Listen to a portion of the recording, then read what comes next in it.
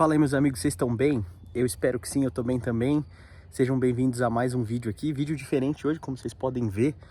Hoje eu tô em um lugar diferente, né? Porque eu tô em um retiro. Aqui não dá pra ver quase nada, porque esse foi o lugar mais afastado que eu consegui achar pra conseguir gravar um vídeo aqui sem atrapalhar ninguém, sem constranger ninguém também, né? E mesmo assim tá legal, né? Tá numa iluminação legal, tá um pôr do sol aqui, tá de tardezinha. Eu tô no Encontro Ticum, é um retiro, né? Na verdade é um encontro de lideranças de igreja, apesar que não seja restrito só à liderança. Geralmente você vai ver bastantes pastores, líderes, presbíteros aqui, né? De igrejas que de alguma forma estão ligadas ao Ticum, né? Ou que são amigos, associados, aliançados, né? Igrejas que de alguma forma fazem parte desse movimento grande aí, né? Para quem não sabe o que é o Ticum, vocês podem dar uma pesquisada aí, mas basicamente é uma rede de igrejas que estão unidas aqui no Brasil, né? É um movimento global, mas a gente faz parte do Ticum Brasil, que é um movimento próprio aqui, né? A palavra Ticum significa restauração, se eu não estou enganado, né? Espero que eu não esteja falando besteira, mas acho que é isso mesmo. É uma palavra em hebraico, né? Que significa restauração, e é um movimento muito ligado mesmo a judeus messiânicos, né? Ele é fundado por um judeu messiânico. Enfim, não é um vídeo para falar do Ticum, mas só para vocês saberem no que eu tô. Basicamente esse retiro aqui, a gente vem uma vez por ano, né? Esse é o segundo que eu tô aqui. Tô aqui com mais 3 irmãos, na verdade com meu pai e mais 2 irmãos, né? O Quinha e o Juan dessa vez estão aqui comigo.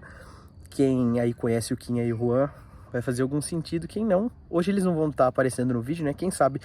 Eu pensei até em gravar algum vlog para mostrar para vocês mais ou menos como é aqui, mas cara, eu não sei vocês assim, mas não é nem vergonha de gravar, né? Por mais que também, mas é que esses momentos assim, eles acabam sendo muito pessoais, sabe? Então eu acho o vlog legal quando você consegue mostrar a realidade do que acontece. E eu não consigo mostrar a realidade do que acontece aqui, porque mostrar a realidade seria mostrar como eu fico lá no quarto, como eu converso com os irmãos aqui, as ministrações, e esse tipo de coisa eu não deveria gravar, né? Porque envolve como posso dizer, a privacidade de outras pessoas, né? Então é por isso que eu não gravei um vlog aqui. Eu tô tentando pensar se eu consigo gravar alguma coisa que possa mostrar o que dê, assim, pra vocês verem um pouquinho. Mas enfim, eu queria gravar um vídeo aqui agora, né, nesse dia, né? Hoje é só o segundo dia, que na verdade é o primeiro, né? Ontem a gente só jantou aqui. Mas em um retiro como esse, como eu vinha falando, a gente vem para ser ministrado aqui, né? São várias palavras, tem um tema central. Esse ano a gente está falando bastante sobre a restauração do coração dos pais aos filhos, dos filhos aos pais, restauração geracional, que é como eles falam, né? As igrejas Ticum, de maneira geral, assim, por mais que isso não seja um requisito e não é uma unanimidade, mas a maior parte das igrejas Ticum tem uma visão bem parecida, assim, em alguns temas como escatologia, nossa crença a respeito dos dons espirituais. Geralmente é bem parecido, assim, quando você conversa com os pastores aqui, né? Então, isso significa especificamente que a nossa crença a respeito das profecias tem um aspecto bem futuro, bem literal, por mais que não todo literal em todas as profecias bíblicas, claramente. Mas um tema como esse, de Malaquias 4, restauração do coração dos pais aos filhos, dos filhos aos pais, envolve muito o fim dos tempos.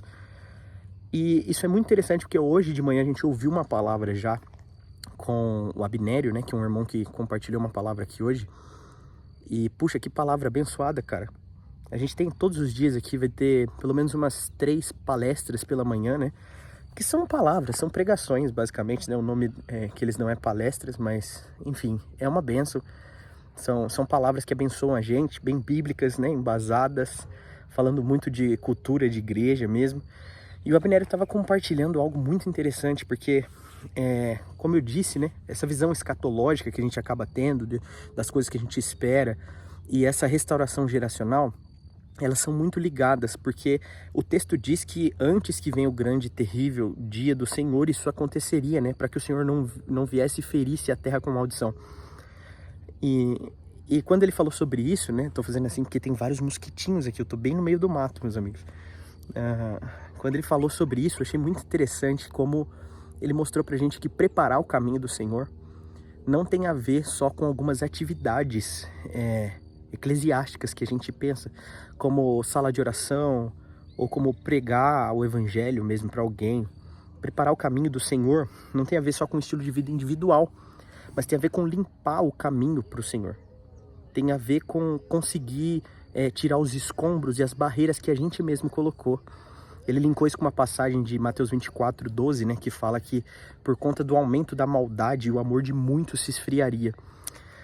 E quando ele falou sobre isso, né, ele trouxe uma perspectiva diferente de que às vezes a gente perde o ponto principal que essa passagem traz, que é o aumento da maldade. E esse é o motivo de um esfriamento de corações do fim dos tempos.